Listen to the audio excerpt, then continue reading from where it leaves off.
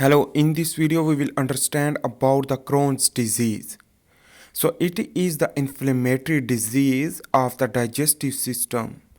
It is a type of inflammatory bowel disease, IBD.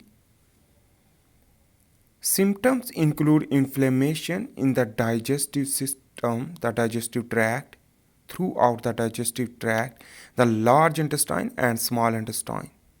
So let's understand about the all mechanism and the basically the overview of the Crohn's disease. This is the person contained digestive system. So let's draw a bigger picture of the large intestine. This is the large intestine. This is the ascending colon. It which that is come from the cecum and go the transverse colon to the descending colon. After the descending colon, it will go into the rectum to anus for the excretion of the excretion of the waste. This is the anus. This is the Crohn's disease due to the inflammation throughout the digestive tract, including small intestine and large intestine. So the patchy inflammation can occur. Let's draw a normal cross section of the basically the normal large intestine or small intestine cross section contain lumen inside. So in this way, the normally contain bacteria inside as well as other and is used for the absorption of water due to the epithelial cell. So the lumen of colon, it is normal, will lead to thickening of colon wall due to the inflammation and the cobblestone appearance of surface. In this way, the fistula will occur, also the fissure. And in this way, basically, this is the damage of the endothelial cell and the mucous membrane damaging. And in this way, the mucous membrane producing cell will be damaged. That is why the problem will go and progress. In this way, due to this inflammation, the initiating the stimulation, the stimulus, infection, will lead to trigger the healthy inflammation if the normally digestive system, not Crohn's disease, is here. And the acute inflammation will lead to tissue and immune response will lead to again healthy inflammation cycle. And in this way, the resolution will occur and the cellular and tissue homeostasis will occur by this mechanism, the healthy inflammation.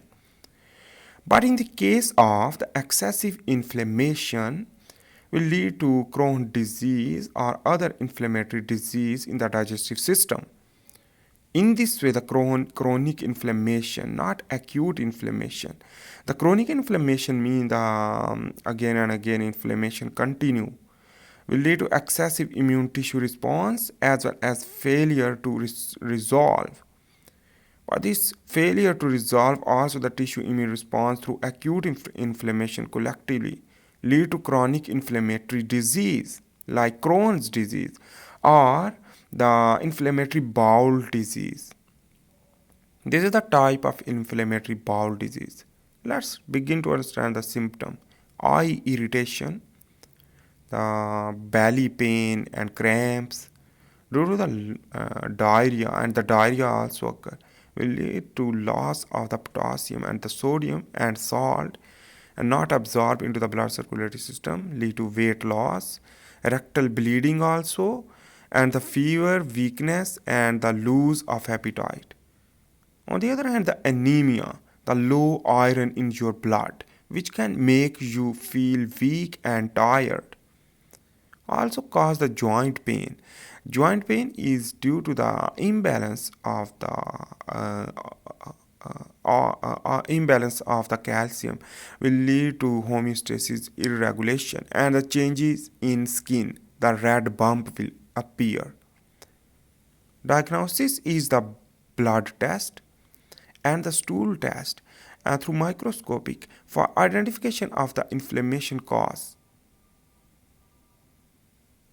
The colonoscopy as well as a tomography and endoscopy is the diagnostic process. Let's begin to understand the treatment. The control inflammation and swelling due to the drugs using or medication or other foods, fibric food, ease symptoms like pain, diarrhea, and bleeding, and fix nutrition deficiency if needed. And antibiotics and other drugs can be provided if due to the for the killing of the bacteria, the mutualistic bacteria, because it can be invade into the digestive system. Let's begin to understand the mechanism of the inflammation. This is the normal, and this is the inflammatory bowel disease. This is the tight junction, basically, is the E-cadary normal will lead to not allow the movement of the bacteria inside. So this is the epithelial cell and normal bowel, thick mucus layer. And in this way, the antimicrobial protein will produce antimicrobial proteins when produced. The antimicrobial protein in the lumen. So it is used for the inhibition of the pathogenicity. This is the dendritic cell. The CX3CR1 receptor will bind with the specific antigen, and the CD140, the macrophage, which that will receive that an antimicrobial protein receiving, also will lead to T regulatory cell stimulation, and the T regulatory cell will lead to T effector cells to increase the adaptive immune response. While the inflammatory bowel disease due to the smoking, diet, as well as medication will trigger the thin mucus layer from the thick mucus layer, as well as the tight junction will be decreased.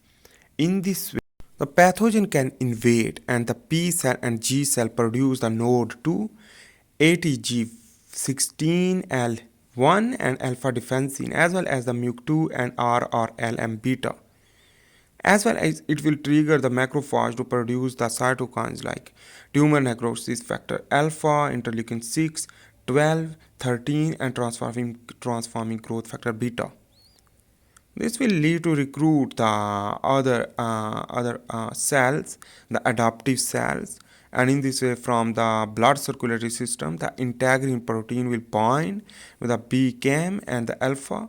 In this way, will lead to endothelial inflammation, and the facilitate will lead to move out into the site of the inflammation, and the T helper 0 cell will not convert into the T regulatory cell but produce the T helper 17, 1 and 2, produce the interleukin 17 and interferon gamma as well as interleukin delta, which that will lead to trigger the NKT pathway. NKT pathway will produce the interleukin beta. In this way, the chronic inflammation will occur continuously by this Crohn's disease. Thanks for watching. Please make sure to subscribe, like, and share. Bye.